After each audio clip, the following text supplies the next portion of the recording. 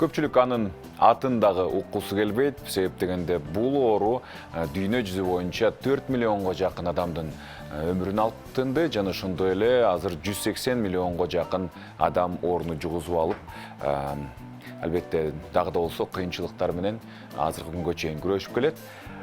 Бул ооруну ооздуктоо үчүн дагы кандай иш-чараларды жасашыбыз керек?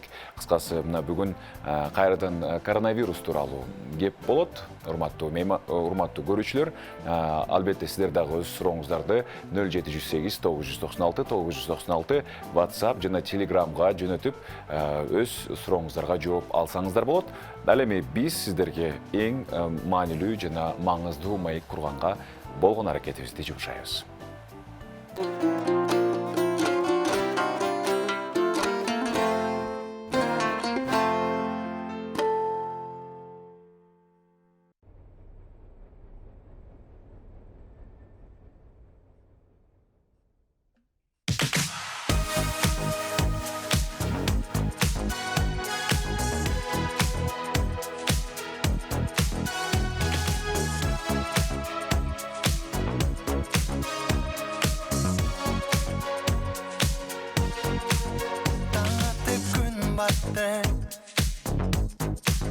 Кетпедің ойымдан, сезімде сусатты, сағыныш жоғылған, қиялдай сен жақты, күтемін жолыңдан, жолыңдан, гүл қармап қолымдан.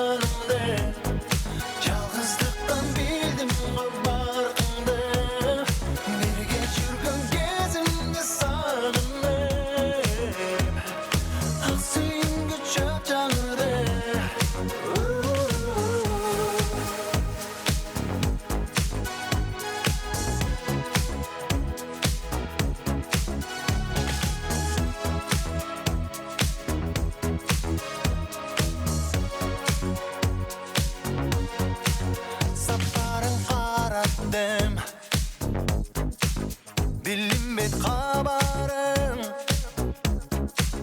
unuttan bardığın, görgünde karanın, kaldığa salvaçı,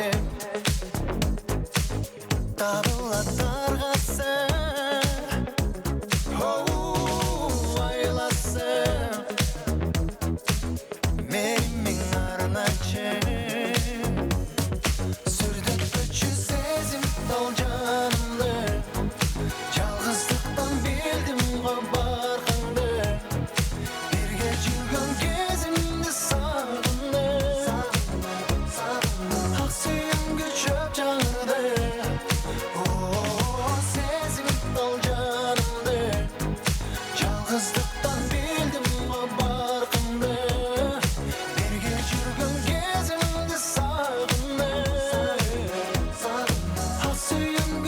жаңырды,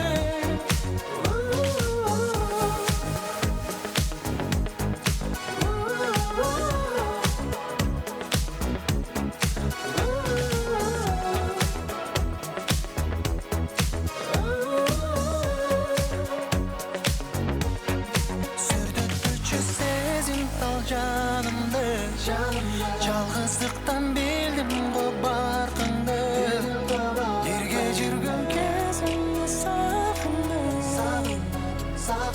ақ сүйім күшіп жаңырды.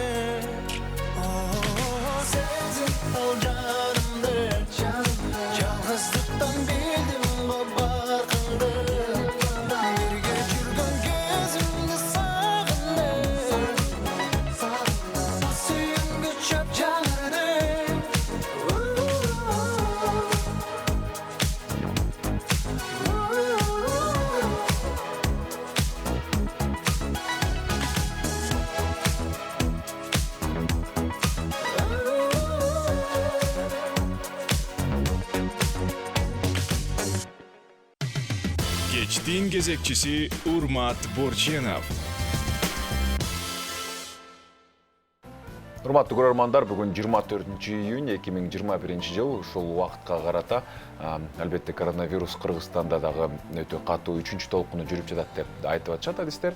Ошондуктан бүгүн биз дал ушул темада маек куралы деп чечтик. Иш күндүн кечи долбоору 2 саат бою сиздер үчүн кызыктуу маек тартуулайбыз деген терең ишеничибиз бар. Ал эми студиябыздын мейманы бул Республикалык ден соолукту чыңдоо жана массалык коммуникация борборунун ден соолукту чыңдоо адиси Асель Акынбаева. Хош келипсиз.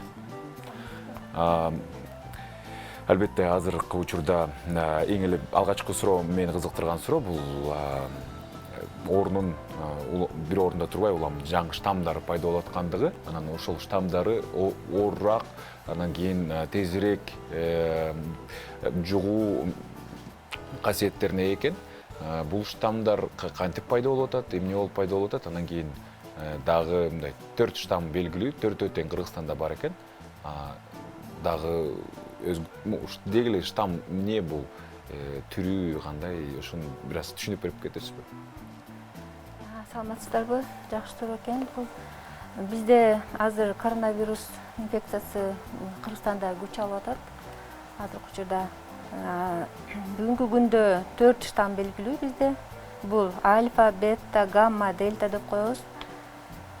Бул штаммдар коронавирустун мутацияланган түрү. Коронавирус инфекциясы бул өзү мутация болуп жатат, өзгөрүп азыркы күндө күндөн күнгө эле мутация болуп. Бирок бизде азыр дельта штамм каттала элек. Биздин анализдер Новосибирск шаарындагы лабораторияга жиберилген. Бирок жыйынтыгы келе элек. Азыркы учурда дельта штамм бар деп азыр айта албайбыз. Жыйынтыгы келген учурда айта алабыз. Штаммдар бири-бири менен эмнеси менен айырмаланат, анан кийин булардын алдын алуу мүмкүнчүлүгү барбы? Бул штаммдар эми бул жугуштуу мындай заразность деп коебуз. Бул 2 эсеге көп жугуштуу болот экен. Коронавирус инфекциясынан көбүрөөк да. Жана жуккан учурда оор түрүнө алып келет. Инфекциянын оор түрүнө. Жана реанимацияга жатып калган коркунучу көп да. Бул аябай оорот өткөн да, оор түрүндө өтөт. Анан бул дельта штамм азыр изилдөөлөрдүн жыйынтыгында бул башкача да. Насмарк жок деп койчубуз биз эмеде коронавирус инфекциясына азыр башкача болуп өзгөрүп атат уже симптомдору. Тамак кургап, жанагы грипп сыяктуу, жана вирусный инфекция сыяктуу эле болуп башталып өтүп атат да. Башка изилдөөлөрдүн жыйынтыгы боюнча. Штаммдар эмнеси менен пайда болот? Кантип? Ошо коронавирус инфекциясы өзгөрүп атат күндөн күнгө. Мутация болуп атат да. Ошон үчүн например, британский бул альфа штамм Британияда пайда болду. Дельта штамм Индияда пайда болду, гамма штамм Бразилияда пайда болду, жана бета штамм южноафриканский деп коебуз. Африка өлкөлөрүндө пайда болгон. Эмнеси менен пайда болушу мүмкүн, анан кийин эмнеге мутация болушу мүмкүн, дагы түрлөрү болушу мүмкүнбү? Негизи коронавирустун түрлөрү көп да, анан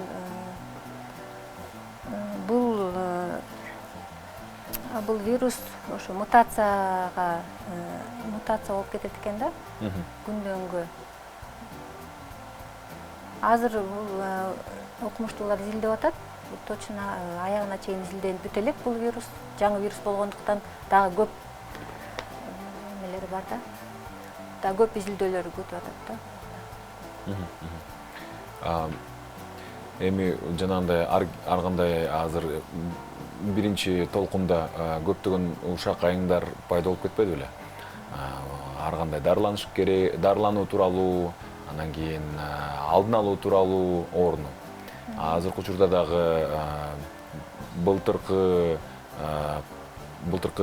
кара июль кайталанышы мүмкүн деген ойлор да чыгып атат да. Бул канчалык деңгээлде чындыкка жакын? Бул кайталанышы мүмкүн. Анткени азыр уже бүгүнкү күндө коронавирус инфекциясы аябай күч алып атат. Биздин элдерибиз жакшы карманбай атат санитардык эрежелерди. Аз көрүп эле атабыз, маскаларды тагынган жок. Көчөгө чыкканда маршрутный таксилерде, автобустарда аз эле киши тагынган көрүп атам өзүм деле. Ушу эрежелер сактанса эле бул ооруну жеңмекпиз да биз. Сактанган жок. Бирок эрежелер дейин десең, ошол эле эрежелер катуу сактанган, катуу карманган өлкөлөрдө деле азыр күч алып атпайбы? Ошол эле Москвада, Петербургда статистика боюнча эң мындай рекордтор болуп атпайбы да, антирекордторчу. Балким, кээ бирки менин угушумум боюнча аябай мындай таза карманган, ошол эле башка 4 жол бар эмес беле? Аралык тазалык, бет кап, кол кап. Ошону абдан катуу карманган инсандар деле ооруга кабылып калуу ыктымалдуулугу бар экен, анан кийин алар деле жуктуруп алып атышат деген фактылар кездешип атат. Жок, андайлар кездешип атат, бирок биз кыргыздар бизде эмнелер болуп атат, тойлор көп болуп атпайбы? Тойлор, жанагы каза болгондордун көмү учурунда кыргыздар көп топтолушат, ошондой учурда көп чыгып атат бизде. Кафелерде, тойканаларда.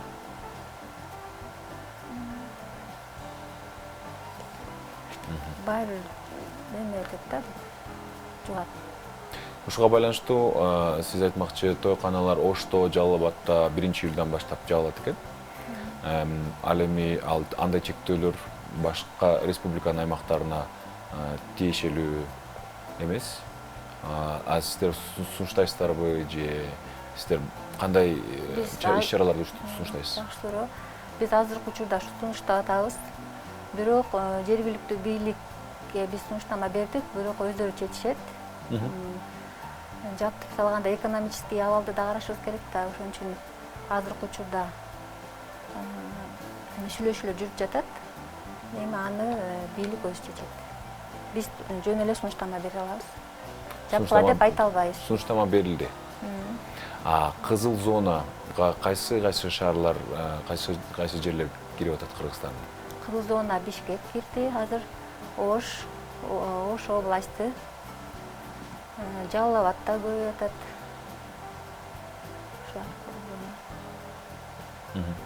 Атайын мындай өзгөчө сунуштар болобу? Кызыл зонада болгон үчүн? Эмнелер болобу? Сунуштар, чектөөлөр? Кызыл зонада эми жанагындай массалык оюндуктарды, тойлорду кыскартышыбыз керек.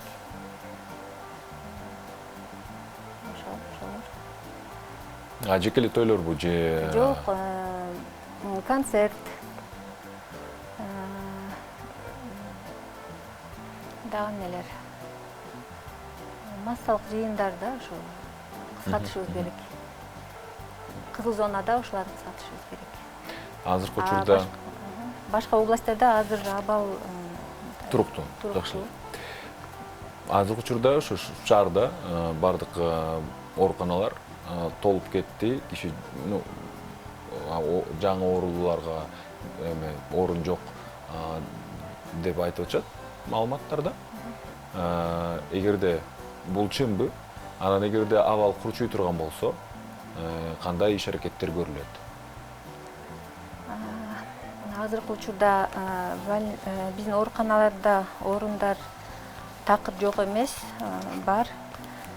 Эгер күчөп кете турган болсо, биздин былтыркыдай жана стационарларды ачабыз, күндүзгү ачылып атат уже. Мектептердин аймагында ачылып жатат.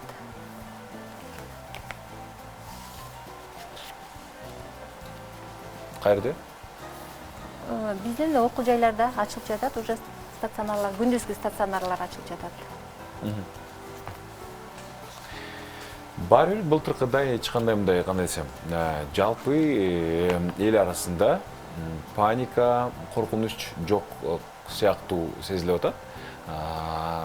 Бул эпидемиологиялык абалга деги эле оор менен күрөшүүдө адамдын психологиялык абалы канчалык маанилүү?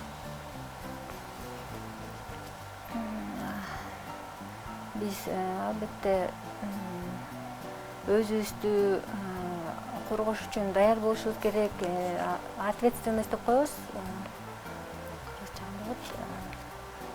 Өзүбүздүн өмүрүбүзгө өзүбүз ответственность болушубуз керек. Жана тегеректеги адамдарга дагы жоопкерчиликти алышыбыз керек да. Даярдык болгондо, психологиялык даярдык болгондо бул санитардык эрежелерди кармасак эле жеңип кетебиз деп ойлойбуз биз. Психологиялык абал канчалык маанилүү? Биз мисалы үчүн азыр ооруну былтыркыдай мындай кенебей, көп мындай көңүлгө илбей аткан сыяктуу да эл. Бул канчалык деңгээлде жаман же жакшы таасирин берет? Албетте бул вирустун күчөшүнө алып келет. Вирустук инфекцияны чын эле азыр айтып жатпаймынбы, элдерибиз көп маани бербей жатат.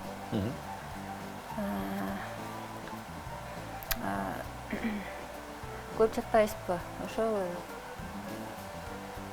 жанагындай айтып кеткендей эле бет кап таанган жок, дистанция кармашкан жок. Анын эң биринчи бул вакцинация. Вакцинацияны эгер баардыгыбыз эмделсек, анда бул ооруну жеңип кетебиз да. Вакцинация деп айтып калдыңыз. Вакцинация иши кандай жүрүп атат? Азыркы учурда канча киши эмделди? Анан кийин дагы ошол вакцина иштери жалпы бул тармакта, бул жаатта кандай иштер жүрүп атат? Вакцинация жакшы болду. Азыркы учурда бизде 100 000 киши эмделди. Бүгүнкү күндө 2 доза менен 74 500 адам эмделди. Бул биринчи доза, анан экинчи доза деп коебуз го. 2 доза менен 74 500 адам эмделди. Дагы вакциналар келип жатат бизге. Азыркы учурда бизде Спутник V вакцинасы бар. Синофарм вакцинасы келет деп күтүп жатабыз. Жакын арада келип калат. Бул вакциналар жалпы кыргыз жарандарга багытталганбы? Себеп дегенде алгачкы дозалар мен билишимче бул мугалимдер, бул мамлекеттик кызматкерлер жана улуу муундагы инсандар үчүн арналган. Бул российский бул Спутник V вакцинасы азыркы учурда ошо өйдөнкөт оорулары барларга жана 65 жаштан жогорку адамдарга багытталган. Эми дагы келип калса, буюрса, бардык эле адамдар эмделет. Ошонун кандай десем, мөөнөтү качан болот, качан ишке ашат? Азыр 80 000 доза вакцина, российский вакцина келген, эмделип жатат ушул учурда. Эми ушул жуманын аягына чейин Синофарм Кытайдан келе турган вакцина буюрса келсе, эми эмделип башташат. Аркы жумадан баштап эмделип баштоо керек. Бул жанагы COVAX программасы аркылуу келген вакциналар да турабы? COVAX программасы аркылуу ушундай мамлекеттерге бекер берилет. Ал эми Кыргызстан өзү вакцина сатып алабы? Сатып алыш үчүн акча каражаты бөлүндү. Эми договорлор түзүлүп, уже договорлор түзүлүп, сүйлөшүүлөр жүргүзүлдү. Буюрса келет жакын арада. Каяктан, кантип? Ошол эле российский вакцинаны алалы деп атабыз. Кытайдын вакцинасын Синофарм, анан AstraZeneca деген вакцина буюрса. кээде ошол антителосы бар же болбосо ошол эле вакцина алгандар дагы жугузуп алуу мүмкүнчүлүгү бар, ыктымалдуулугу барбы? Бар, ыктымалдуулугу бар деп жатышат. Бирок эгер жугузуп алган күндө дагы жеңил түрүндө өтөт. Жеңил эле өтөт бул инфекция. Эгер бул 2 доза вакцинаны алгандан кийин вакцинанын эффектилүүлүгү 91% болот. 91% учурда уже бизге жукпайт. Кепилдик бар да ушундай. Жукпайт. Чоң рахмат. Кыскача жарнамалык түрмөктөн кийин биз маегибизди уланталы, ыраазычылык билдиребиз дагы, албетте биздин көрөрмандарыбызга жарнама сунуштайбыз. Кечтин кезекчиси Урмат Борченов.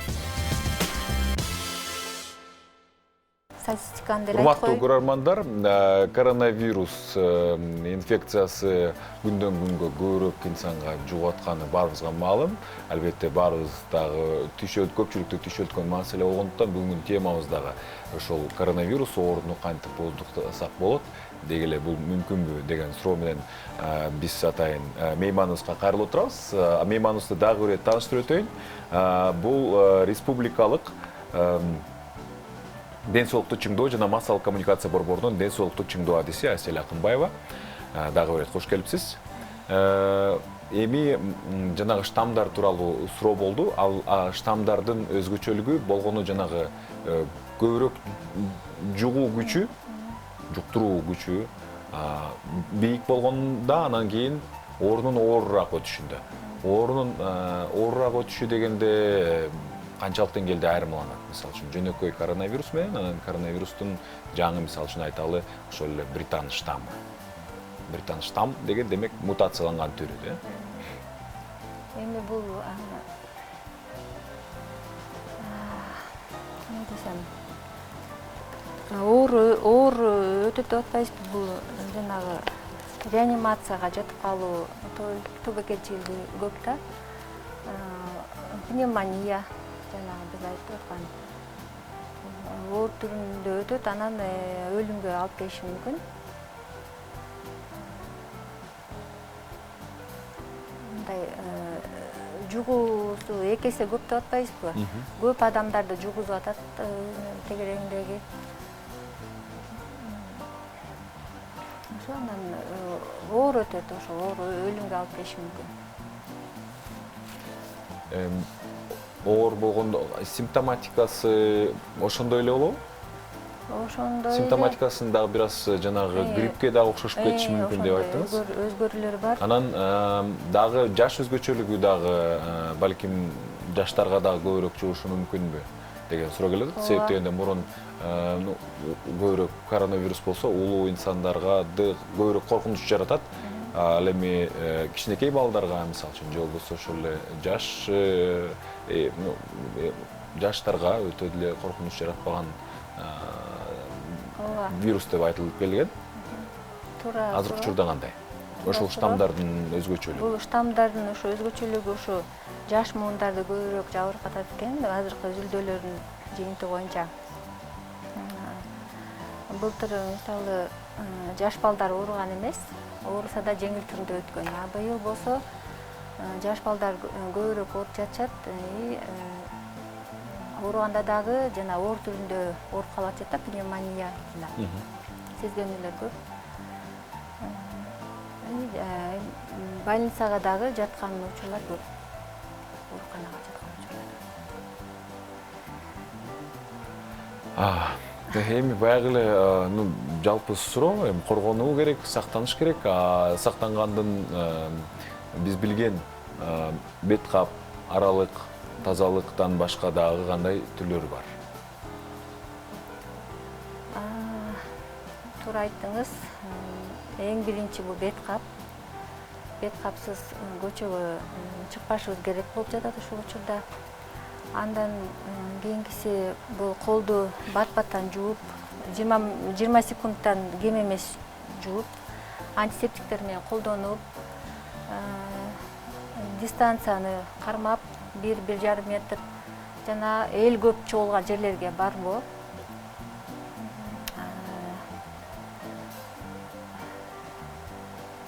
ушул эң биринчи чаралар. Анан эң негизги чара бул вакцинация. Вакцинация алсак, буюрса жеңип кетебиз. А вакцинанын кайсынысын алыш керекпиз? Вакцина экөө тең эле бирдей, эффектүүлүгү бирдей. Побочный эффект деп коебуз, жанагы вакцинаны алгандан кийин дагы эмеси побочный эффект деп айтылат. Жок, айырмасы жок. Экөөнү тең бирдей эле жеңил көтөрүп жатышат азыр биздин эмделген жарандар. Эч кандай айырмасы жок. Вакцина алгандардын арасында азыркы учурда оору жугузуп алгандар барбы? Катталдыбы? Жок, андайды менин маалыматым жок кандай. Сиздин айтыңыз боюнча 95% толугу менен корголот, экинчи жукпайт. 2 дозаны тең алсак коргойт. Азыркы учурда бардык кыргызстандыктар үчүн жеткиликтүүбү вакцина? Жана кандай бекер эмделеби же? Бул вакцина бекер. Бирок азыркы учурда ошо мен айтып жатпаймынбы, жакында келет, буюрса вакцина. Келген учурда бардыгыбыз эмделсек болот. Азыркы учурда жана 65 жаштан жогорку биздин уулу мундардагы адамдарга эле бар азыр. Биздин телеканалды бүткүл республика көрөт. Анан кийин эгерде мисалы үчүн ошол эле биздин айылдагы көрөрмандарыбыз болсо, эгерде вакцинаны өтөм деген болсо, ал адамдар кайерге барып кайрылыш керек, анан кийин вакцинаны кантип алыш керек? Туура өздөрү жашаган аймактарда өздөрүнүн үй бүлөлүк дарыгерлери бар да, ошол дарыгерлерге кайрылып, же болбосо электрондук очередке да турса болот азыр.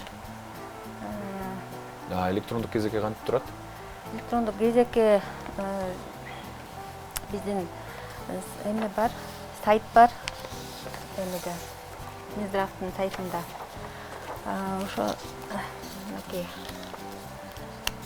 бул англисче vc.med.gov.kg'ге кирип эле ошо электрондук очередь дегенди тандап, анан аякта суроолор бар, суроолорго жооп берип туруп эле анан өзүңөргө мындай бир датаны тандап аласыңар. Анан туруп койсоңор эле, анан барып эл көп чогулбагандай кылып барып алсаңар болот. Очереди жок эле. Бул азыркы учурда иштеп атабы? Иштейт. Иштеп жатат, азыркы учурда баары эле иштеп жатат. Мисалы үчүн ошол эле каалаган жаран ошол сайтка кирип, өзүнө ылайыктуу убакытты тандап, өзүнө ылайык каалаган жерге мисалы үчүн сөзсүз түрдө прописка менен берилеби вакцина, же болбосо мисалы үчүн ошол эле мигранттар бир жерди тандап, бир убакытты басып койсо, ошол убакыт ал үчүн брондолгон болобу? Туура. Бул эми катталган жерине деле эмес, бүт эле жерден алсак болот бул вакцинаны. Азыр миграция көп болгондуктан азыр Бишкектен деле алсак болот биз. Өздөрүнүн башка областта катталган болсо Бишкектен азыр списоктор толуктура чыккан. Бүт эле үй бүлөлүк медицина борборунда вакцина эмделүү жүрүп жатат. Барып алса болот. Катталган жерине карабай. Ырашчылык билдиребиз, анда дагы да болсо вакциналардын баардыгы ийгиликтүү келип, биздин жарандарыбызга болушунча жеткиликтүү болушун каалайбыз. Ал эми баардык биздин көрөрмандардан, жарандардан болушунча бул оорудан сак болуңуздар жана жакындарыңызды сактаңыздар демекчибиз. Асель айымга дагы бир ирет чоң рахмат. Кыскача сюжеттен кийин бүгүнкү программабызды улантабыз. Урматтуу көрөрмандар, андыктан биз менен болуңуздар.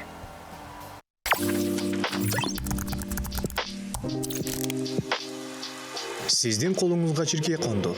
Теринин астына химиялык затты сайып, ал каныңызды соруп баштайт.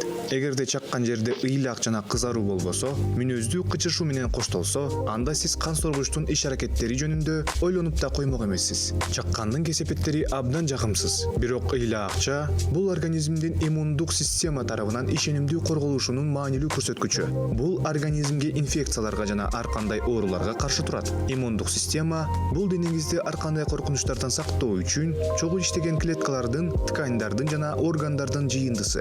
Ансыз денебизге миллиарддаган бактериялар, вирустар жана токсиндер кол салып, натыйжада кагаздан кесилгенде же мезгилдик сууктан өлүп калышыбыз мүмкүн. Адамдын иммундук системасынын маанилүү компоненти бул лейкоциттер, миллиондогон коргоочу кан клеткалары. Лейкоциттер сөөк чучугунда пайда болуп, андан соң лимфа системасынын канына өтөт. Бул система денени токсиндерден жана ар кандай калдыктардан тазалоого катышкан көптөгөн сосудтардан турат. Биздин организм лейкоциттерге толгон. Микролитр кан 4000ден 11000ге чейин лейкоциттерди камтыйт. Лейкоциттер денеде айланып жүргөндө өзүн коопсуздук кызматкерлери сыяктуу алып жүрөт. Адамдын канын, ткандарын жана органдарын патогендик агенттердин болушуна талыкпай текшеришет. Алар үчүн иш-аракет кылуунун белгисиз антигендер, козгогучтардын жана башка чоочун заттардын бетиндеги молекулярдык издер. Денеде патогендүү микробтордун бар экендигин аныктачуу антигендердин болушу. Лейкоциттер антигендердин бар экендигин аныктааны менен организмдин коргонуучу иммундук реакциясы бир нече мүнөттүн ичинде башталат. Биздин организмге ар кандай оору козгогучтар коркунуч туудурушу мүмкүн. Андыктан иммундук жооп ылайыктуу болушу керек. Демек, кол салуунун мизин кайтаруу үчүн лейкоциттердин ар кандай түрлөрүн колдонуу керек. Лейкоциттердин ар түрдүүлүгүнө карабастан, алар адатта эки клетка тобуна бөлүнөт. Алардын ар бири өз алтынча согушат. Биринчи орунга фагоциттер киришет. Алар организмге иммундук жооп кайтарып, макрофагдарды жана дендриттик клеткаларды канга жиберишет. Денеде айланган бул клеткалар жолдо кездешкен бөтөн клеткаларды жутуу жолу менен жок кылышат.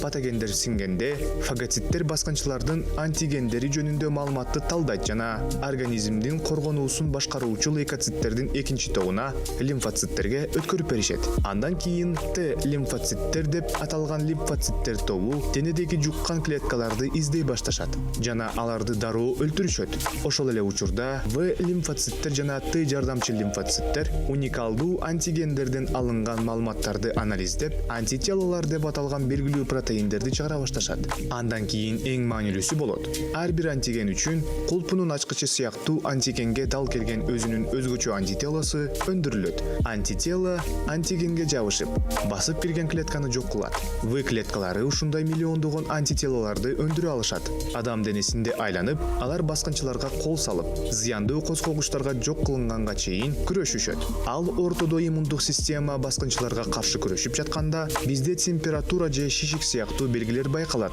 Организмдин мындай реакциясы иммундук жооптун таасирин күчөтөт. Дене температурасынын жогорулашында бактериялар жана вирустар көбөйүүгө жана жайылууга жөндөмүн жоготушат. Анткени алар ысыкка өтө сезгич. Шишик бузулган клеткалардан атайын химикаттарды чыгара баштаганда пайда болот. Натыйжада жанындагы ткандар суюктукка толот. Эдема пайда болгон жерге фагоциттер келе баштайт. Алар баскынчыларды жана бузулган клеткаларды сиңирип алышат. Иммундук реакциянын натыйжасында коркунуч бир нече күндүн ичинде зыянсыздандырылат. Кыязы бул оорунун өнүгүшүн токтото албайт.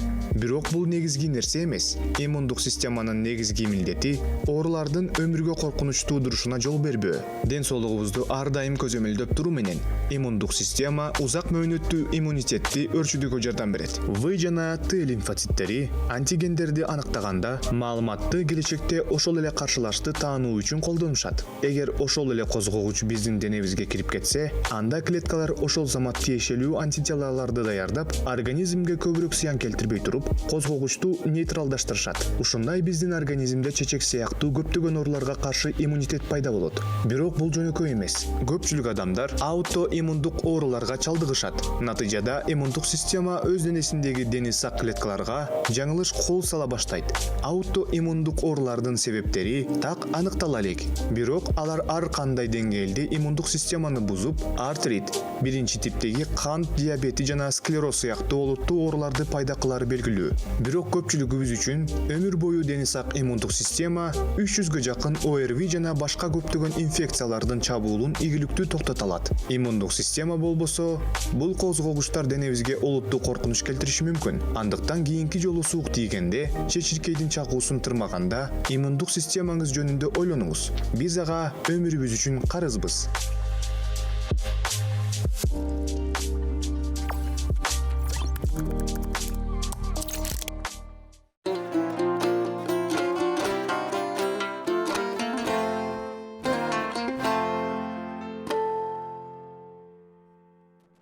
Иммундук система, дени сак жашоо жалпы эле бүгүн ушул ден соолук тууралуу кеп кылып атабыз. Ошондуктан студиябыздын дагы бир ардактуу мейманы бул медицина илимдеринин кандидаты, эне жана баланы коргоо улуттук борборунун балдар неврологу жана Кыргыз Республикасынын эмгек сиңирген дарыгери Нурмухаммед Бабаджанов мырза.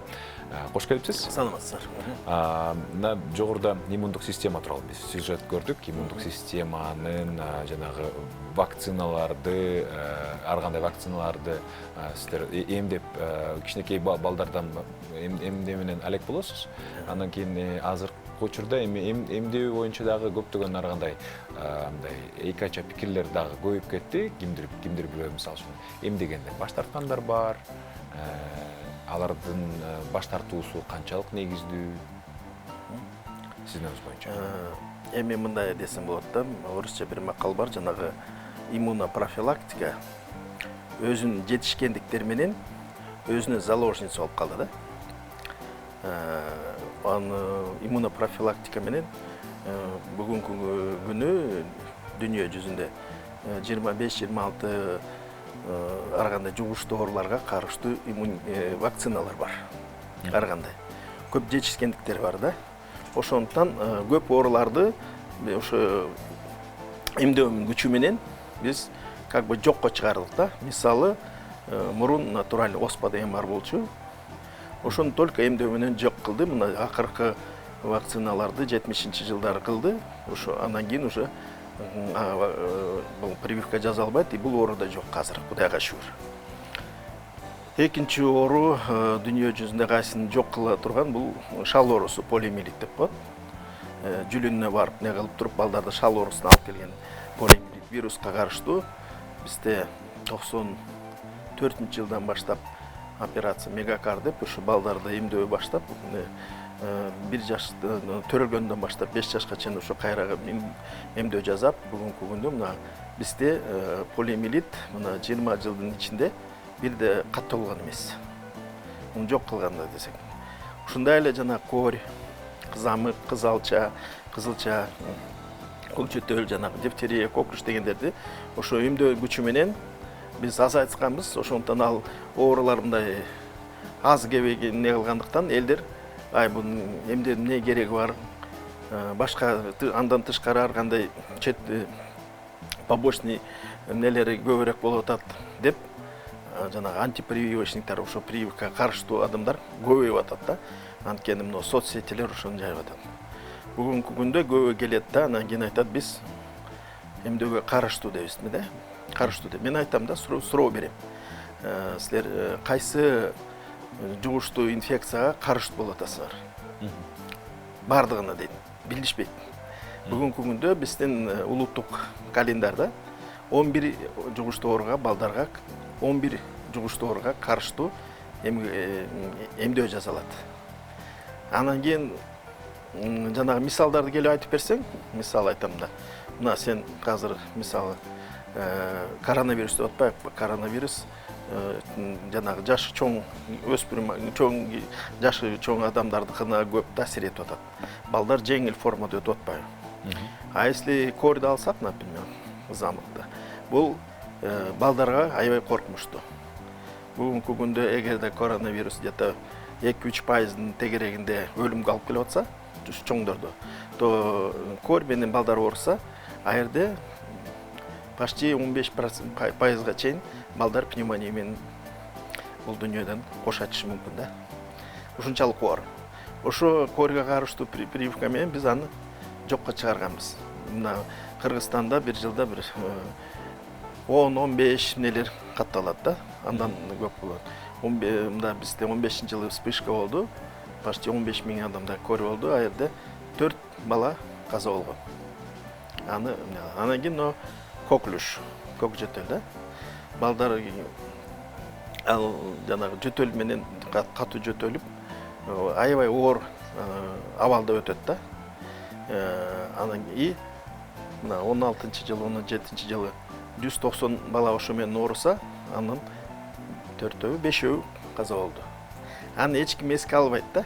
Ошо мисалдарды келтиргенден кийин деп ойлоп калат да ошондо. Мисал жана паротит свинка деп койчу, жанагы мен айтам да, паротит свинка деген жугуштуу оору бар. Кичинекей балдардыкы. Кичинекей бала жо болбосо прививка алыш керек, жо болбосо кичинекей убагында ооруп иммунитет алыш керек. Чоңойгондо иммунитети жок болсо, ооруса, кийин тукумсуздукка алып келип калат. Айткандан кийин сразу башкача караша баштайт да ошондой. Поэтому ошону бизде жанагы маалымат жетишпестик болот элгечи. Туура түшүндүрөбөдүн эле. Жалпы бир проблеманы алат да, жалпы сөз менен так айткандан кийин анан кийин түшүнө баштайт да. Эмденин пайдалыгын эмне алган. Жеке эле маалыматтын жетишпестиги же болбосо ошол эле жанагы социалдык тармактардагы ушактардын көп болушубу? Ошондуктан мен мына бизде жыйынтыктар болгондо мен айтам да, биз азыр мындай информационный согуш болуп атат десек болот да. И ошо информационный маалымат берген информацияны биз жеңилип калатабыз соц тармакта. Мына билимдүү эксперттер нелер чыгып, мындай ачыгып четте алып калатат. Вот бир мисал келтирейин, мен кече машинеде кетип атсам, коронавирус боюнча эмдөө жөнүндө сүйлөшүп атат, элдерден интервью алып атат. Радиодон машинеде. Анан кийин элдерден интервью алып атат, силер вакцинага эмне кыласыңар, андай мындай деп суроо берип атпайбы элдерге. Анан кийин бир адам айтып атпайбы, конечно, тигини кылыш керек, российский кылыш керек. Кытайдыкы побочный көп нелерди көп берип атпайбы деп атпайбы. Ал адам ал каяктан алды побочный? Так айта аласыңарбы, айта албайсыңар. А бирок бул радиодон жайылып кетти. Bundan побочный көптөр чыгат. Тиги айтпады, радиодон айтылып атпайбы деп, понимаете? То есть такталган эмес, далилдеген эмес. Ар кандай ушак сөздөрдү сыртка тез жайылып кетип атат. Ана ошону булар бизден булар эмне кылып атат, көрсөтпөй жатат, айтпай жатат, эмне кылып атат, мындай экен деп элдер ушуну ошого каршы болот. Андай маалыматтар мындай жугуштуу оору сыяктуу бат жугат турбайбы? Жугуштуу оору бат баттар. Мен өзүм таң калдым да, вот радиодон элдерден сурап көрөйүкчү деп корреспондент сурап атат. Кайсы вакциналар тиги айтып атат, но тиги спутникти алыш керек, тигини албаш керек, мунун нелер таасир көп нелер чыгып атпайбы деп каяктан алды? Бизде катталган эмес, айтылган эмес. Бул маалыматты каяктан просто жөнөкөй эле сөздү айтып койду да, өзүнүн оюн айтып койду. Бирок менин бир тааныштарым бар, атайын алар Алматыга барып вакцина кылышат. Себеп дегенде алардын пикиринде бизге эң төмөнкү сапаттагы вакцина келет имиш. Бул канчалык деңгээлде чын? Вакцинанын сапаты, анан кийин сиз айтып өткөн жанагындай побочный эффектилери тууралуу айтып өтсөңүз. Бул маалымат бул туура эмес. Бизге келген, биз Кыргызстан жакшы жагы, биз вакцинаны биз өзүбүз сатып албайбыз. Сатып алабыз, бирок бизге ошо тендерди через ЮНИСЕФ аркылуу. То есть ООНдун уюму аркылуу алабыз да, тендерди алабыз. Алар ошо текшерилгенден берет да. Именно жанагы көбүнчө заводдор, жана преквалификация деп коет. Преквалификация өтө турган заводдорду чыгарган заводдордон алат да ошо вакцинаны. Эгерде тиги ошо вакцинаны чыгарган завод преквалификация бүткүн дүйнөлүк саламаттык сактоо коомунан преквалификация өтпөсө, аны ООНдун эмнелери алып бирөөгө бербейт. То есть это текшерилген, каттоодон өткөн барды бизге ошо улуттук календарга келаткан вакцинабыз, алар сапаты жакшы деп айтсам болот. Биз мындай чоң нелер көргөн жокпуз, алардын таасир эткенин. болушу мүмкүн, бирок ошолор даяр болуш керек да. Так, анан кийин вот Алматыга дегенде мен айтам, просто азыр вакциналардын өзүнүн көп түрлөрү бар. Рекомбинантный деп коет, клеточный деп коет, так, белковый деп коет, ДНК, РНК, ар кандай мына спутник, например, РНК, ар кандай түрлөрү болот. Кээ бирлери мына жеңил өтөт. Жеңил көтөрүлөт да. Мисалы, Алматыга бир эле вакцинага барылат, жанагы бизде пента вакцина деген бар, анын ичине АКДС, гепатит Б, анан кийин гемофилус инфлюенция деп кирет да. 5 пента вакцина сразу 5 жугуштуу ооруга карыштуу сайылат. Ушул эле Алматыда инфарикс деген бар. Бул так ушундай эле, бирок аерде бизде цельноклеточный деп коет, коклюш, көк жөтөлгө карыштуу. Аерде ацеллюлярный, очищенный деп коет, клеткасын алып салган да. Ал жеңил көтөрүлөт, облегченный вариант. Ал как бы более высокий технология менен жасалгандыктан ал кымбатыраак. А бизге биз мисалы өтө кымбат нелерди ала албайбыз. Мына азыр эмне үчүн айтып атпайбы, Кыргызстан аз эле вакцина, потому что биз күтүп атабыз качан келет бизге. Биз өзүбүздүн жанагы чоң нелерди сатып алганга мүмкүнчүлүгүбүз жок болуп атат. Россияда менингитке каршы атайын вакцина жүрөт. Кыргызстанда бул милдеттүү вакцинация эмес, эмнеге? Бу жерде ар бир вакцинаны биз вот менен жанагы бизде комитет бар, комитет жанагы ошо ар бир вакцинаны биздин улуттук календарга киргизе турган. Биз так ошого изилдөйбүз, канчалык деңгээлде бул бизге керек. Бу жерде 3 моменттер бар да. Биринчиси это заболеваемость деп коет. Ошо менингит менен бир жылда канча бала ооруйт? Канча ооруйт? Кандай смертность болот, кандай эмнеси бар, канчалык деңгээлде дарылай алабыз, биз мүмкүнчүлүгүбүз бар. Негизделиш керек экен да. То есть бир этап. Экинчиси бул это жанагы эффективность деп коебуз вакцинанын. И үчүнчүсү жана безопасность деп коебуз. Бул жанагы побочный нелерге алып келбей турган коркунучтуу эмес деп ушу нелерге таянып, анан кийин киргизебиз. И экономический эффективность эң негизги дагы бир момент бар. Мисалы, бизде бир жылда мүмкүн где-то бир 100 бала ооруйт. 100 балага канча каражат кетет? А биз бир жылда ошондо 100 000 адамды вакцина алып келип ошону оорубаш үчүн сайганга канча каражат кетет? Салыштырыш керек. Экономический эффективность. Бардык жагынан негизделиш керек деп. Это бар жагынан негиздеп туруп, анан канчалык деңгээлде бул керектүү, негизи бизге актуальность болот, ошого карап туруп киргизилет. Менингококко, карыштуу жакшы вакцина бар. Алар кымбатыраак раз. Аларды анан кийин бизде жанагы мына ажылыкка баргандарга, нелерге алар платно өстүрүү сайын. Мына бизде, например, гепатит Б карыштуу да, сары оорусуна тоже ал кымбат болгондуктан аны жанагы платный жагынан алса болот. Только бизде жанагы группа риска деп коебуз, кан менен иштеген адамдарга, хирург нелерге, ошолорго мамлекеттен бөлүнөт да, балдарга эмне кылбайт. Көрөрмандарыбыздан суроо бар экен, ошо майыптуулук боюнча эмне үчүн ошо кош бойлуу айымдарда ДЦП ыктымалдуулугу өсүп атат? Туура, азыр мындай биз жыл сайын изилдөөлөрдү өткөрүп атабыз, мониторинг кылып атабыз, майыптуулук өсүп атат. Бир эле эмне кылсам 2010 жылы бизде 22 000 бала майып менен каттоодон өтсө, пособияга чыгып, так пособие алып аткандан то уже 1 январь 19 жылда менде 32 000. То есть 10 жылдын ичинде 10 000ге жыл сайын где-то 800-900 бала майыптуулукка каттоодон өтүп атат, понимаете? Бул эмнесине биринчи орунда кайсы оорулар майып калып келет десеңер, бул нерв оорулар болуп атат кичинекей балдардыкы. Экинчиси почти 34%, 24-5% это бул тубаса кемтиктер болуп атат. ар кандай тубаса кемтик. Бул биз анда карап атабыз, неден болуп атат деп.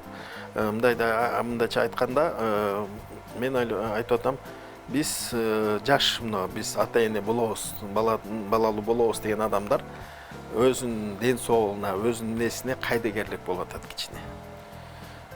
Вот бизге келет, мына бүгүн эле бир мамашадан сурадым, кош бойлуу болгондо кандай эле жакшы болду эле. Эмне кантип жакшы болду? Гемоглобиниң канча болду эле? 90. 90 это уже первый степень кан жетишпестик болот да. Албетте, бала кош бойлуу болгондо бала толук тамактандырууга жетишпей калат, ошондуктан ошондой болуп атпайбы. То есть биздин жанагы элдердин планировать этиш керек да, балалуу болом дегенде планировать. Өзүнүн ден соолугун караш керек, кайсы деңгээлде. Кан жетишпестиги болсо, кан микронутриент, питаниябыз начар болуп атат. Ошондуктан биз мына жанагы дефект нервной трубки деп коебуз, мына нерв форалар тубаса кемтиктерди азайтыш үчүн уже 5 жыл мурда жогорку кеңештен мыйзам алганбыз. Жанагы биздин элибиз только байытылган унду пайдалансын деп. Байытылган унга премис кошуп, анын ичинде жанагы фолиевый кычкыл, фолиевая кислота кычкыл берилет. А жерде железо кошулган, цинк кошулган, микронутриент недостаточность, микроэлементтер жетишпестик болуп атат. Жаш аялдарда, эркектерде ошон үчүн ошого караш керек. Туура тамактандыруудан болуш керек. Азыр бардыгыбыз биз фастфудка өтүп кеткенбиз, консервацияга өтүп кеткенбиз. Ошо алар деле өзүнүн таасирин берет. Анан кийин ар кандай жугуштуу оорулар, инфекциялар, врожденный инфекциялар деп коебуз, цитомегаловирус, герпес деп коет, инфекциялар көбөйүп атат. Ошолорду текшериш керек, балалуу болом дегендин алдында.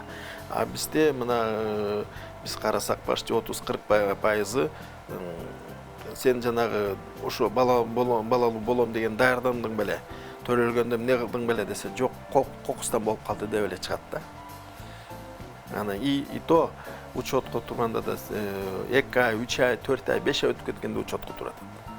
А негизги тубаса кемтиктер бул мына биз нерв фораларын алганда 21 күндөн баштап ичинен бала пайда болушунан баштап 21 күндөн 42 күнгө чейин эң негизги астын критический период деп коебуз. Чечүүчү убакыт. Да, чечүү убакыт. Эгерде ошол жерде жакшылап өзүн не кылбай, ар кандай фактор, инфекция эмне болуп калса, формирование трубка туура эмес кетет, анан тубаса кемтиктер болуп калат. Жана гидроцефалия деген ДЦПнын көбөйүсү ошол жактан болуп атат, көбөйүсү. Талма оорулардын көбөйүсү ошол жактан болуп атат. Гидроцефалия, водянково, суу мээси сууга айланып кеткен дейт болот да. Эмне себептен? Ошо инфекциядан болушу мүмкүн да. Ошо туура эмес, жанагы нервный трубка 24-25 күндүктөрдөн туура эмес формироваться этип калгандыктан. Демек, чечүүчү убакыт бул 3 жумадан Эң критический развитие. Эң чечүүчү убакыт. Албетте, а вообще кош бойлуулук өзү эле. Кош бойлуу балалуу болом десе, до зачатия деп коебуз, 3-4 жума мурун до зачатия өзүн текшерип, не кылып даярданышың керек да. Майыптуулуктагы кайсы эң көп оору, эң көп майыптуулук кандай проблемалар менен сиздерге кайрылышат? Биздики азыр ошо биринчиси это бул ДЦП, это шал оорусу балдардыкы. То есть это паралич деп коебуз да. Экинчиси талма оорулары, талма судорог болушу, калчалап не кылгандары да. Алардыкы булар майыптуулукка дагы азыр мына биздин авария, транспорт нелер көбөйүп атпайбы? Алар деле алып келет майыптуулукка так. Дагы бир негизги айта кетер мүмкүнчүлүк менен пайдаланып. Биз азыр кичинекей балдардын кичинекей төрөлүшүнөн жана гаджет пайдалануу. Ошону айтып кетишим керек да. Мүмкүнчүлүк болсо ошо кичинекей балдарга жанагы телевизор көп көрсөтпөш керек. Уже биз изилдөөлөр бар, жанагы эртеден кечке көргөн балдардын өнүгүү өсүшү токтоп калат. Цифровое слабоумие. Вот это просто нерв клеткалары не развивается. Знаете? Мен клеткалары өнүгө өсүш үчүн аларды нагружать этиш керек, аларды иштетиш керек. А бул этеден кечке телевизор көрүп, анан кийин сотканы пайдалануу анча акылды эсти иштетпегендиктен өнүгүү өспөш болбойт. Мисалы азыр айтып атат, чоң адамдар көбүнчөсү акыл эси кемеп атат. Эмне үчүн дегенде, көбүнчөсү вот мурун биз мени иштеткенбиз. Мисалы сотка жок. Эгерде бирөөнүн телефонун тактап калыш үчүн жаттап калышың керек. Памятте барын кармаш керек, эс алып кармап калыш керек.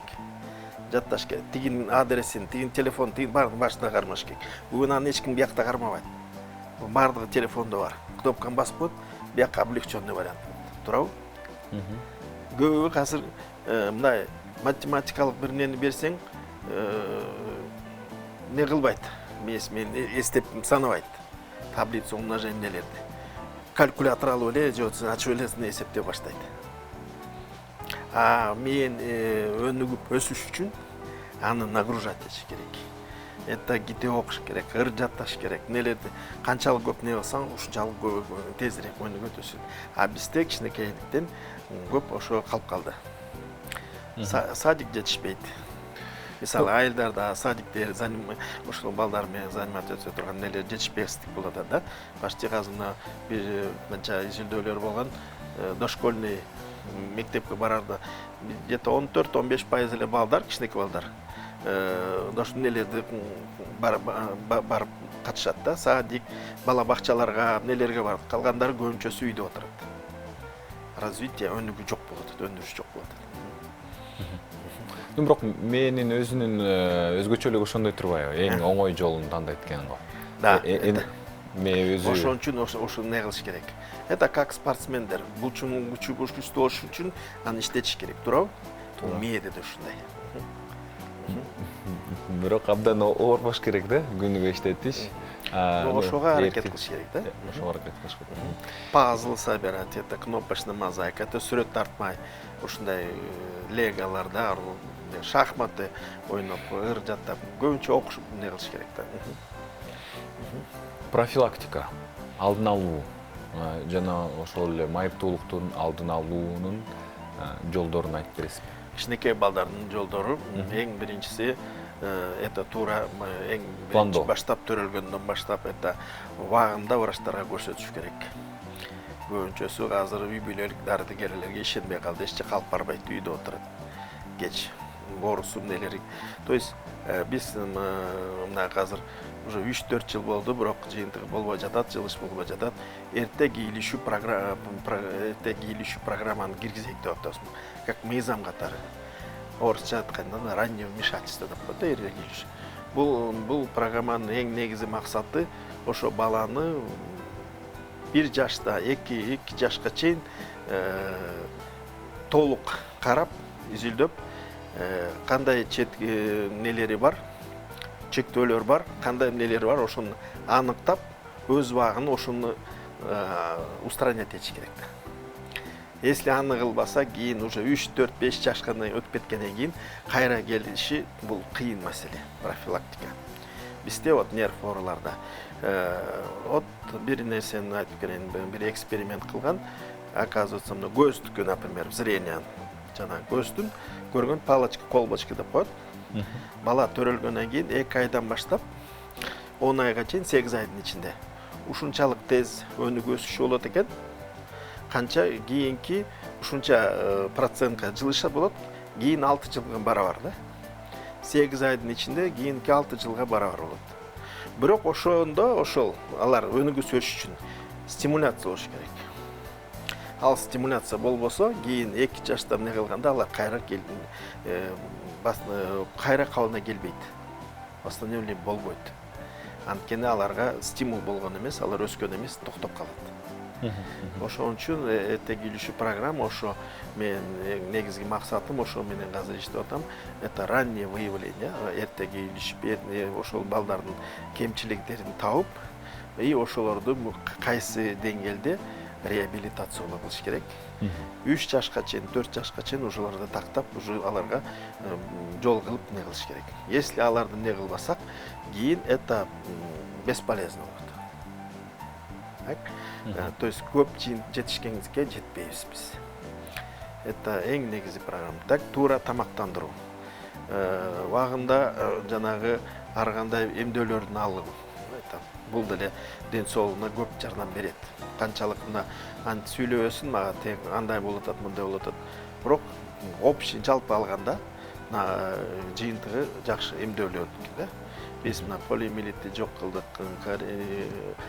кори азайып атат, допустим, да, коклюшдөн көп балдарды өлүмдөн алып калып атабыз дегендей. Дагы башка оорулардан алып калып атабыз тарас. Так, и анан кийин ошо экология жагынан эсте мындай кылсак, жана фастфуд, ГМО нелерди көп не кылбаш керек. Азыр мен көбүндө көрөм, даже өз туугандарымдын арасында чипсы, кириешки деген ар кандай нелер чыгып атат. Бирок алар канчалык деңгээлде, канчалык жардам берет балдарга, аны эсте так изилдеп көрсө, это только реклама. Реклама бул это только торговля, двигатель торговля, бирок өндүрүшкө эмне кылбайт. Так. Кыскача жарнамалык түрмөктөн кийин маегибизди уланталы. Биздин каналда жарнама. Кечтин кезекчиси Урмат Борченов. Урматтуу көрөрмандар, бүгүн биз коронавирус, жалпы эле дени сак жашоо, ден соолук тууралуу кебизди маегибизди улантабыз. Биздин студиябыздын мейманы, медицина илимдеринин кандидаты, эне жана баланы коргоо улуттук борборунун башкы балдар неврологу жана ошондой эле медицина илимдеринин биздин Кыргыз Республикасынын эмгек сиңирген дарыгери Нурмухамед Бабажанов. Кош келипсиз. Дагы бир ыраазычылык билдиребиз сизге атайын убакыт бөлүп келип бергениңиздер үчүн. Жогоруда биз вакциналар тууралуу кеп кылып атабыз. Анан кийин азыркы учурда кичинекей балдарды коронавирустан вакцина кылып атабыздарбы же азырынча улумундагы инсандарга эле? Эми мындайда ар бир вакцина өзүнүн этаптарын өтүш керек. Жанагы эксперименттер кылат, чычкандарга нелерге эксперимент кылат. Биринчи этабында, экинчи фаза дейт, үчүнчү фаза дейт. Буларды бүт фазаларды клинический испытаниялар өтүш керек да. Бүгүнкү күндө бирде вакцина жанагы балдарга клинический испытания нелер өтө элек. Ошон үчүн бүгүнкү күндө коронавируска чыккан вакциналардын аларды бардыгы жанагы 18 жаштан өйдө деп не кылат. Эми жакында Гинзбург, Россиянын спутник вин чыгара турган институттун директору айтты, что мүмкүн сентябрга чейин уже балдарга да кыла турган вакцина чыгып калышы мүмкүн деп не кылат. Ошондуктан биз азыр 18 жаштан эле өйдө кичинекей балдарга коронавируска карыштуу вакцина жаза албайт. Биринчиси, экинчиси жанагы изилдөп келгенде, башында былтыркы ооруган нелерди алганда анча көп балдар оорубайт, жеңил формада өтүп кетип атат да. Өтө мындай оор нелерге алып келген маалыматтар жок болчу. Эми быйыл биз көрүп атабыз, жанагы синдром Кавасаки, мультисистемно воспалительные заболевания деген ошо ковидтен кийин чыгып атат да, ковидтен кийин. Ошондуктан эми ушундай суроолор пайда болуп атат, мүмкүн балдарга да жасаш болобу болбойбу деп пока ал жанагы илим жагынан эле өтүп атат да. Мына биз Россиянын илимпоздоруна таянсак, алар былтыр ушундай теория чыгарган, что мына биз жанагы полиомиелитке, шал оорусуна карыштуу вакцина жасап атпайбыкпы? Ошо полиомиелит это жанагы тирүү вакцинанын неси, цельноклеточный живой меледин неси вакцинасы деген болгондуктан ал балдарда жанагы күчтүү иммунитет чыгарып, и бир эле ошо шал оорусуна карыштуу эмес, бирок башка дагы вирустарга мүмкүн дагы ошо иммунитет и коронавируска да карыштуу болуп чыгып атышы мүмкүн деп ушундай теориялар чыгып атат пока, так? Так изилдөө эмнелер али жок, но ушундай мнение бар да, что поэтому балдарга азыр коронавируска карыштуу жасалган эмес. Балдарды өзгөчө кам көрүп караш керекпи? Азыркы учурда жанагы жаңы штаммдар чыгып атпайбы? Алар болсо мындай дагы жашыраак адамдарга да коркунучтуу болуп атат. Балдарга коркунуч боюнча байкоолор барбы? Биринчиси балдарга кайсы жагынан коркунучтуу болушу мүмкүн. Жанагы хроникалык оор балдарга коркунуч болушу мүмкүн. Это бизде жанагы сахар, диабет менен ооруган балдар, астма менен, аллергия менен ооруган балдарга, ушуларга биздин жанагы шоолорубузда как раз таки майып балдарга, иммунитети төмөн түшүп кеткен балдарга оор даражада оорусу өткүшү мүмкүн да. Ошолорго коркунучтуу. Бир, экинчи жагынан балдардык эң коркунучтуу неде, жана балдар жеңил формада көтөрөт, бирок үй бүлөсүнө барып, жанагы ата-энесине, чоң атасына, чоң энесине ошондуктан ошолорго жуктургандан кийин ушуларга жанагы коркунучтуу ушакка алып келет да, ошо үй бүлөдө тарап кетиши, анан кийин тигилерге таасир этиши мүмкүн деп ушундай коркунучтуу болуп атат. Анан кийин көп, мисалы үчүн ошол эле жазында, кышында грипптин мурункуга караганда оорураак формасы менен ооруп атканы балдарда байкалып атты да. Ну, грипп менен албетте жыл сайын көп эле ооруйт. Ар кандай штамм, бул себеби эмнеден болот? Бул кандай штамм келет? Грипп жыл сайын өзүнүн ушу штаммдарын алмаштырып турат да. H1N1, H2N2 ар кандай да. Бир өз убагында жана свиной грипп деп чыккан, птичий грипп деп чыккан ушундай эмнелер бар да. Ошондуктан ошо кандай штамм келсе ошо себебинен кайсы даражада оор өтүшү ошондон эмне кылат да, болушу мүмкүн. Так, грипп азыр деле мурункудай эле бир жыл оор, бир жыл деп айтканга болбойт да ушундай. Негизи эле кантип алдын алыш керек? Эң негизи это биз санитарно эпидемиологический нормалар бар, эрежелери бар, ошону сакташ керек да. Балдарды. Это мен жанагындай айтып кеткендей туура тамактандыруу, так. Анан жылуу күйүндүрүү, анан кийин грипп көбүнчө күздө, кышта болот, же болбосо кыш менен жаз мезгилинде болот да. Аба ырайы өзгөргөндө, суук болгондо, нымдыкта, ушундай анан кийин ошо ден соолугуна. Так, ошондуктан эң биринчиси биз айтып атабыз, эмдөөдөн сактаса болот.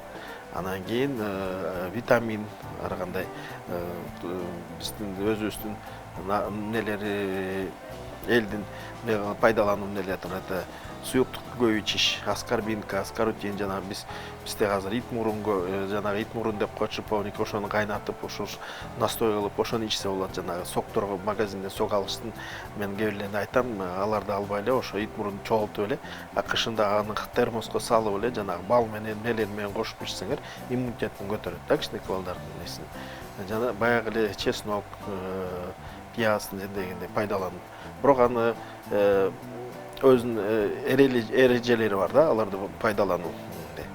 Көрүнгөндөй сразу муну жеш керек, муну жеш керек деп болбойт.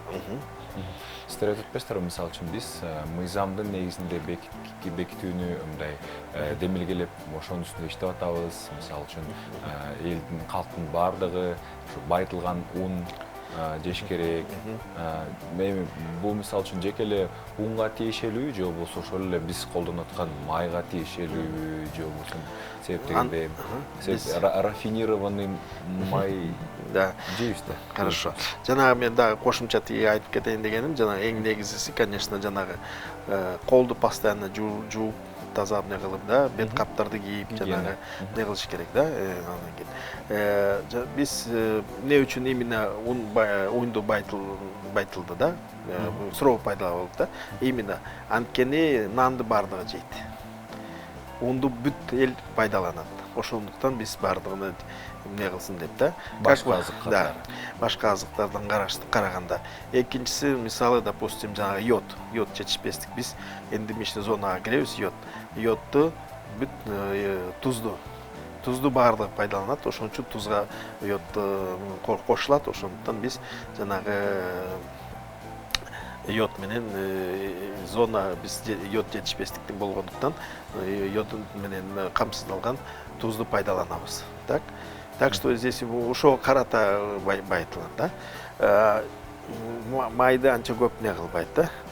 Албетте ар кандай мамилелер болот. Мисалы майды рафинированный, нерафинированный көп пайдасы кетип калат. Мурун нерафинированный пайдаланчы деп не кылат да. Бирок булар баардыгы текшерүүдөн өтөт, регистрациядан каттоодон өткөндө пайдаланылат. Эл ошого көнөт да. Ар бир нерсенин өзүнүн плюсу бар, минусу болот, да дегендей. Пайдалы жагы болот, нерсе болот. Мисалы жакында бирөөлөр айтып келди, мен араб өлкөлөрү Дубай нелерде жанагы рафинированный май почти колдонбойт экен. Көбүнчө жанагы биздики сары майды не колдонгондо ушундай сары майды колдонот экен депчи. Же болбосо ошол оливковый ошол нелерди бар. Туура тамактануу боюнча кеп кылып калдык. Эми ошол теманы уланталы. Сиздин дагы нелерди сунуштайсыз? Биз өзүбүздүн нелерден баш тартыш керек, мисалы үчүн, эмнелерге көбүрөөк басым жасаш керек? Биз өзүбүздүн көп нелерди пайдаланбайбыз да, жер жемиштерди. Мисалы, вот бир чет өлкөдөн келип, бизде баардыгы окорочка жеп атпайбы. Тооктарды да, бройлерди окорочка алып келип. Бирөөлөр айтып берди, мына силердин талас жагында азыр бурчак көп колдонуп атпайбы, өстүрүп атпайбы да, бурчак. Бурчактын пайдасы, но бизге окорочка менен колдонгон кери 2 эсе пайдасы көбүрөөк болот. Понимаете? Ушундай. Биздин өзүбүздүн ошо жер жемиштерди, да? Жаңгакты аз жейбиз, жер жемишти ар кандай эмнелер жейбиз да. Азыраак колдонобуз да. Көбүнчө жанагы чай нан менен эмне кылып атат да. Вот өз убагында айткан, бизде эмне үчүн кан астык менен көп ооруйт да, гемоглобин. Ошону изилдеп келгенде жыйынтык болот, что тамактан кийин, кара чай ичкенден кийин, ошо жеген тамактын железасы, чай жанагы адамга сиңиргенди тоскоолду кылып коет экен. Ошондуктан сразу тамактан кийин сразу артынан катуумда кара чай ичиштин болбойт экен да. 1-2 саат өткөндөн кийин чай ичсең болот экен депчи. Ошол да кан астыкка ошо бир себеби ошол жактан болот экен да. Чоң рахмат. Бизге маңыздуу, маанилүү, керектүү маалыматтар менен бөлүштүңүздөр. Бизде мейманда Кыргыз Республикасынын эмгек сиңирген дарыгери, эне жана баланы коргоо улуттук борборунун балдар неврологу жана медицина илимдеринин кандидаты Нурмухамед Бабажанов болду. Кыскача сюжеттен кийин биз албетте программабызды улантабыз, андыктан алыстабаңыздар, биз менен болуңуздар.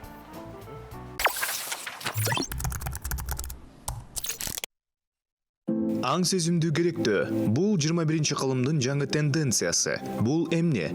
Керектөө доор аяктап жатабы? Биздин муктаждыктарыбыз чексиз болгону менен, биздин ресурстар аз. Экономиканын эң маанилүү мыйзамдарынын бири керектөөгө болгон мамилени өзгөртүп, азык-түлүккө ач көздүк менен карабай турган мезгил келди. Аң сезимдүү керектөөнүн айрым негизги ойлоруна токтололу.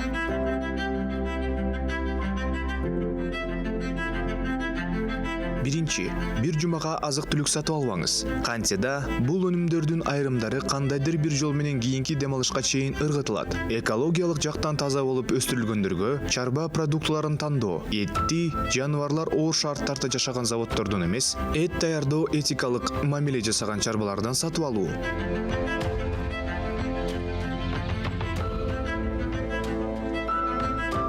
Экинчи, бир сезонго бут кийим сатып албаңыз. Кымбат, бирок жакшысына үнөмдөгөн жакшы. Базарлардагы бут кийимдер 1-2 айдан таштандыга айланат. Бул бир гана аң сезимдүү керектөө эмес, ден соолукка кам көрүү. Анткени кымбат бут кийим ыңгайлуу. Синтетикалык кийимдерден толук баш тартуу, зыгыр буласынан пахта жана жибектен кийимдерге артыкчылык берилет. Себеби дал ушундай кийимчен сиз өзүңүздү ыңгайлуу сезесиз жана ал кийимдер узак жашашат. Үчүнчү, пластик. Тактап айтканда, полиэтилен баштыктары. Чүпүрөк сумканы алып жүрүү такыр кыйын эмес. Бул жөн гана адаттын маселеси. Пластик түтүкчүлөр, идиштер бул керексиз таштанды.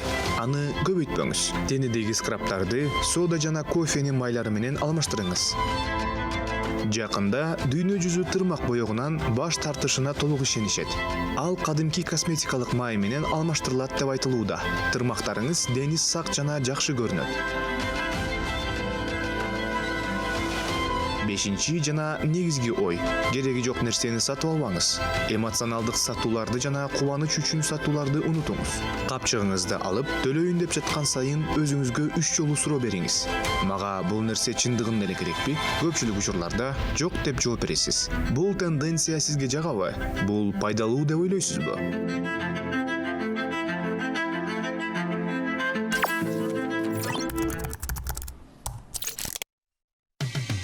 Кечтин кезекчиси Урмат Борченов.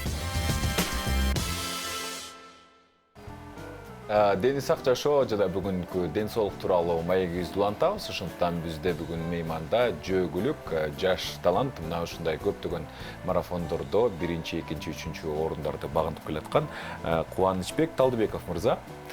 Кош келипсиз. Рахмат. Абдан кубанычтабыз. Жөөгүлүк марафондор менен канча убакыттан бери алек болуп келесиз? Анан ар бир марафондо сөзсүз түрдө жеңиш болобу? Кээде болот, кээде болбой калат. Бирок акыркы мезгилде буюрса эме болуп атат да. Жакшы жыйынтыктар болуп атат. Себеби буга чейин мен любительдердин арасында эле жүгүрчүмүн да, сүйүүчүлөрдүн арасындачы. Азыр уже тренерге келип жылыштар болуп атат, алдыга аябай жакшы. Тренер дегенде атайын сиз демек профессионалдуу машыгып баштадыңыз. Ошого өтүп атам. Профессионалга келишиңизге эмне себеп болду? Деги эле чуркап калышыңызга эмне себеп болду? Себеп армиядан жүгүрчүк эртең менен. Анан ошол жерден баягы жакшы жүгүрчүмүн да мен. Ошол жерден да жакшы месталарга илинип, анан ошо менен бир сержант айтып калган, жакшы жүгүрөт экенсиң, данныйларың бар экен деп. Жана ошондон ары улантып кеткем да. Анан армиядан келип, анан Бишкектен 2019-дан бери жүгүрүп баштагам да. Эң биринчи жүгүргөндө могу футболканы алгам. Снежный барс болгон Бишкекте, площадь Алатоодо. Ошол жерде жүгүргөм. Анан акырындан ошентип анан жүгүрүп любитель болуп жүрүп, анан тренерге келдим. Ушундай болгон. Ошо тренерге келишиңизге эмне себеп болду? Тренериме келиш алдыга жылыш керек болду да. Бир местада тура бербечи. Демек сиздин планыңыз, максаттарыңыз? Максаттарым Сатымкул Жуманазаровдай олимпийский чемпион, ошондой чемпион болгум келет келечекте. Бирок азыр сиздин жашыңыз 23-тө. 23 жашта. Бирок мүмкүнчүлүктөр бар да? Мүмкүнчүлүктөр тренеримен сурадым, мен 23 жаштамын, тренер кеч болуп калган жокпу десем, наоборот ушул жаштан жакшы дейт да. Себеби кичинекей жактан көбү баягы жүрөгүн отургузуп туура эмес. Ал кичинекейиңде билбейсиң да, айта албайсың да, же может кээ бир айта албайт, может эме болуп калат. Азыркы маалым жакшы элекен да мен. Азыркы. Тренер менен чуркаганда эмнелерди үйрөнүп алдыңыздар? Тренер менен чуркаганда кандай чуркаш керек, бутту кандай коюш керек, ошондон биринчи эметти. Кандай жүгүрүш керек. Кээ бирөө эме согончок менен түшөт да, ал туура эмес да. Эме менен түшүш керек, ортосу менен түшүш керек да, буттунчу ортосу менен, анан учу менен келип акырын түшүш керек. Анан ызбууну үйрөндүм. Ызбуу атайын ошо легкий атлетиктердин эң основной эмеси да. Үйрөнө турган ошо керектүү нерсе да, аябай. Маанилүү. Ызбуу деген эмне?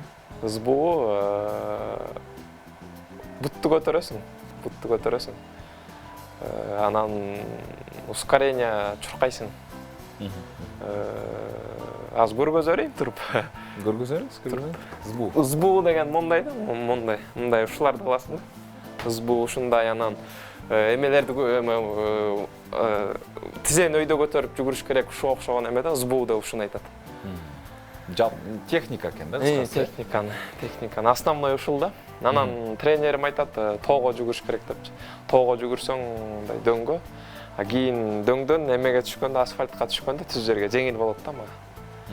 Ушуларды үйрөнүп атам. Жума сайын машыгасыңарбы, жумасында канча жолу машыгасыңар азыр? Машыгуулар кандай тартипте жүрөт? Мурун бир эле мал чуркка чыгып, бир күндө бир эле жолу. Азыр мен 2 мал койдум уже. Тренерим айтты, 2 мал койчу керек уже, сен өсүшүң керек депчи. Эртең менен тренировкам бар, анан кечинде бар. Эртең менен где-то 10-15 километр жүгүрөм, анан кечинде вторник, четверг работа деп коет. Работа кылабыз, катуу жана ускоренияларды жүгүрүп стадиондо болобуз. А суббота, воскресенье ошо тоодо жүгүрүп жана СБУну жасайбыз. Сиздер жанагы катышып аткан марафондордо жалаң сыйлуу орун баш байгелерди алып атпайсыңарбы? Сыйлуу орундарды, биринчи, экинчи, үчүнчү орундарды. Ошол орундарда кандай десем, жалпы деңгээл өсүп атабы?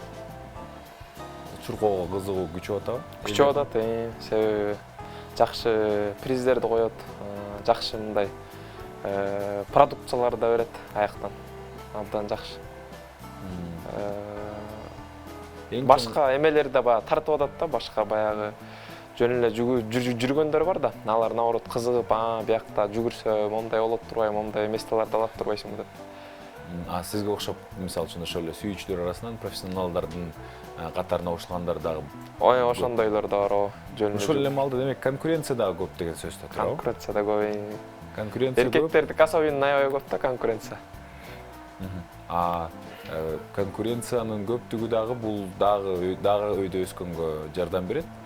Силер болсо ошол кандай десем, ошол ар бир марафонду качан болот, баарын байкап турасыңарбы? Анан кийин мисалы үчүн ошол эле чет элдик марафондорго бардыңыздар беле же барганга мүмкүнчүлүк болуп атабы?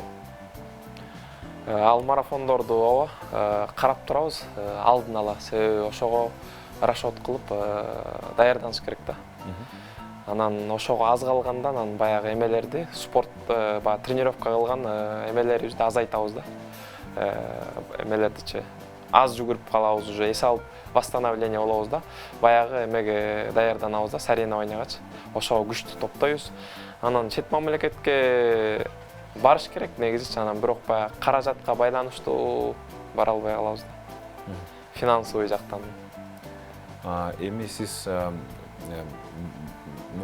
айта берейин, жетим балдардын үйүнүн бүтүрүүчүсүз. Мындай ким каралашат сизге? Каралашкандар барбы, жардам бергендер барбы? Же сиз өзүңүз издейсиздерби аларды? Каралашкан мындай конкретно аябай бирөө монтип карап турбайт мени. Бирок азыр социальный общежитияда жашайбыз. Ош жер бизге мага мындай аябай жакшы да, ыңгайлуу ош жер. Rotary клуб деген чет мамлекеттик кишилер ошону салыптыр 2010-жылчы. Себеби детский домдон чыккандан кийин балдардын баары көчөдө калып, бомж болуп, анан бир курсак ачканда народныйга кирип бирдеме урдай калып, камалып кетип атпайбы? Ошонун баарын булар иликтеп, социальный общежитияны салганда. Анан ош жерде баягы детский домдон чыккандан кийин кичине адаптация болсун, 1-2 жыл жашасын деп ошол максатта салган. Азыр мен ош жердемин. Так мен мындай конкретно баягы финансовый тетип, мындай эч ким карабай эле. Бирок тренерим Леонид Пыхтеев мындай жардам берип турат, кээде баягы продукт алып берип, зарплата алганда бир аз жол полума 500 сом акча берип. Анан Азиябектен да байкелер, эжелер да жардам берип турат. Азиябек деген любительдердин клубу бар. Ош жерден баягы по чуть-чуть колдон келишинче жардам беришет да. Бирок жардам мындай туруктуу эмес турбайбы? Туруктуу эмес. Сөзүңүздө айттыңыз мындай 3 жыл окууну бүткөндөн кийин 3 жыл жашаса болот. Сиз 23-те болсоңуз убактыңыз келип, убактым келип калды, башка балдарга эми бошотуп бериш керек аякты. Мага окшогон баягы бүтүрүүчүлөр келет экен. Анан ошол жерге менин ордума башка бир кичинекей бала келет да. 18 жаштан кое берет да.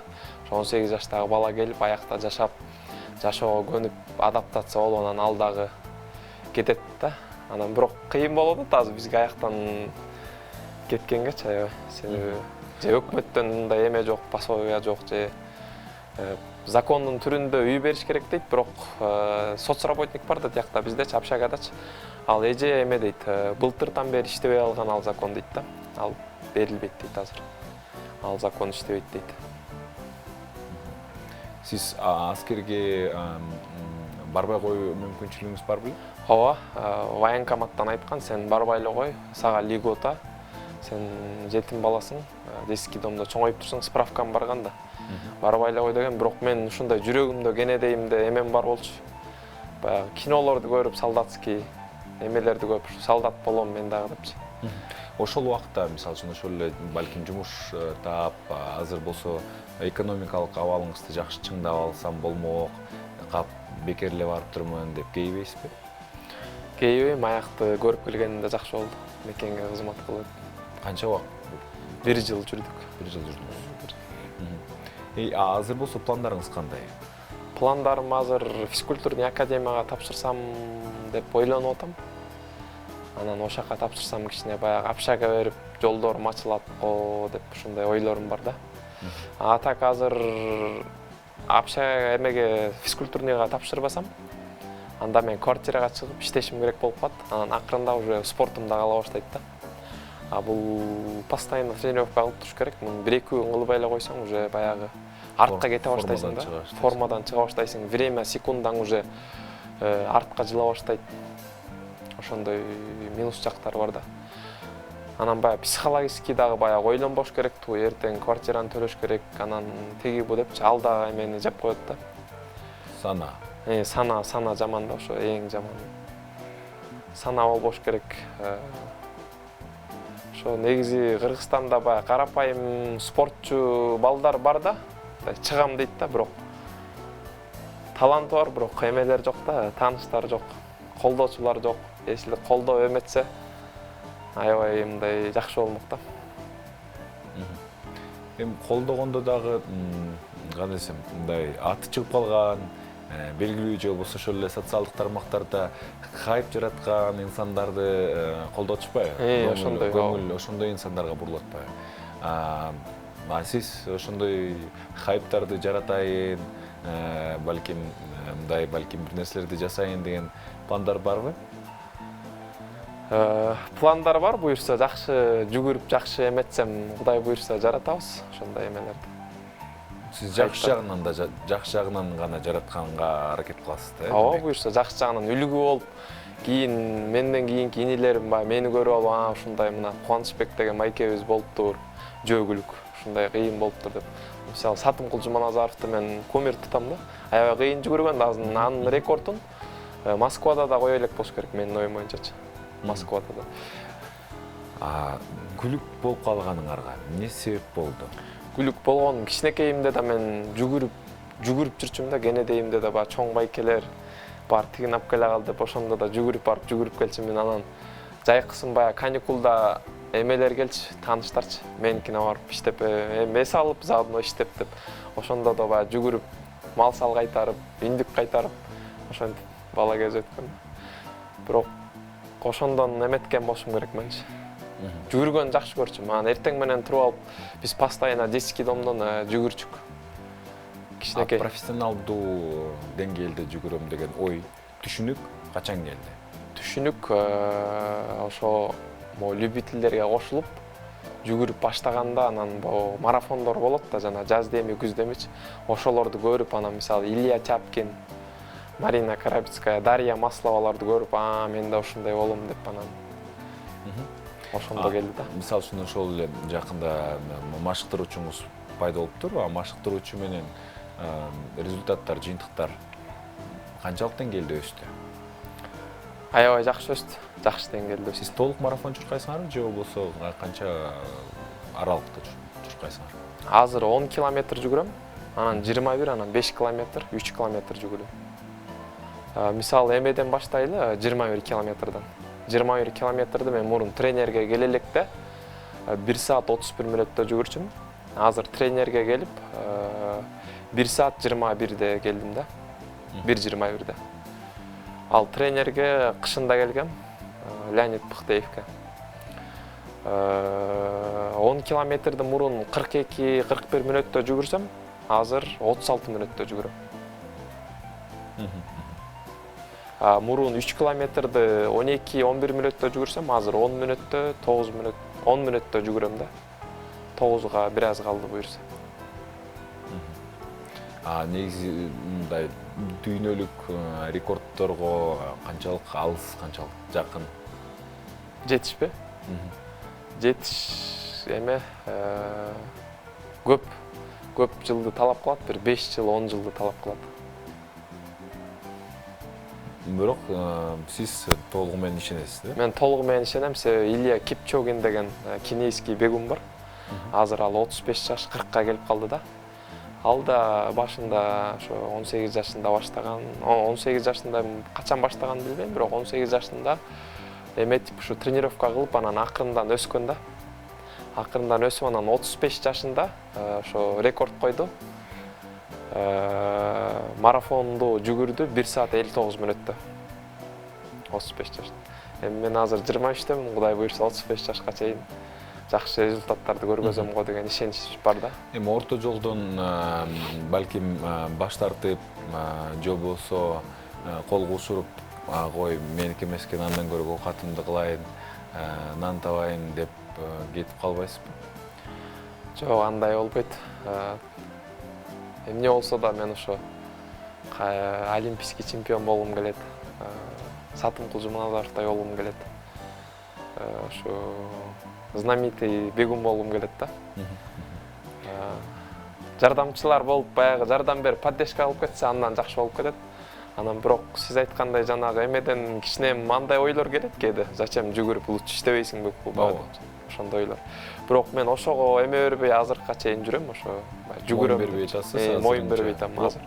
Моюн бербейсизби келечекте? Келечекте моюн бербейм го. До конца кетем буйрса. До конца. Кудай буйрса. Сизге эмне жардам берет? Ишеним болгонго мындай, сиз азыр толугу менен ишенип атасыз буюрса, эми албетте ишеним бул чоң күч берет. Ишеним үчүн эмне себеп? Ишеним үчүн Эмне себептен сиз өзүңүзгө анча, жакшы мааниде ишенип атасыз да? Мен жумушум эми ушундай болот, эми ушундай ишениш керек да.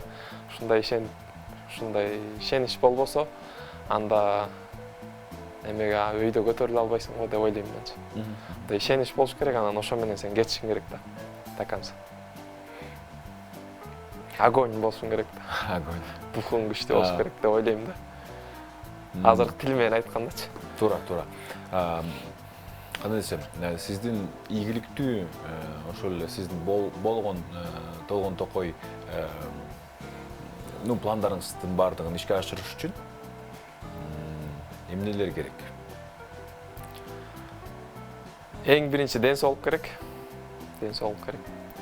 Анан финанс. Эми ачыгын айтыш керек да. Ошак жагынан жакшы болсо эле, анан буйрса баары жакшы болот.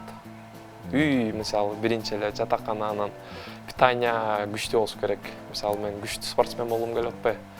Анан ошонун баары керек. Негизи ким тараптан андай көңүл буруу колдоо болуш керек сиздин оюңузча? Менин оюм боюнча негизи өкмөт колдош керек, анан могу колунда бар бизнесмен байкелер, бай-байке кишилер бар да. Ошолор колдосо, анан буйрса мен ошолорду колдоп, буйрса мен жеңишке жетсем, алардын жеңиши болот да. Менин жеңиш эмес, алардын жеңиши болот да. Ошону туура түшүнүп, туура эметип, жардам берсе жакшы болот эле да. Мен ушинтип ойлойм да. Чоң рахмат. Пландар жакшы экен, ишеничтер дагы буйрса күчтүү экен. Ошол ишеничиңе тайбаңыз.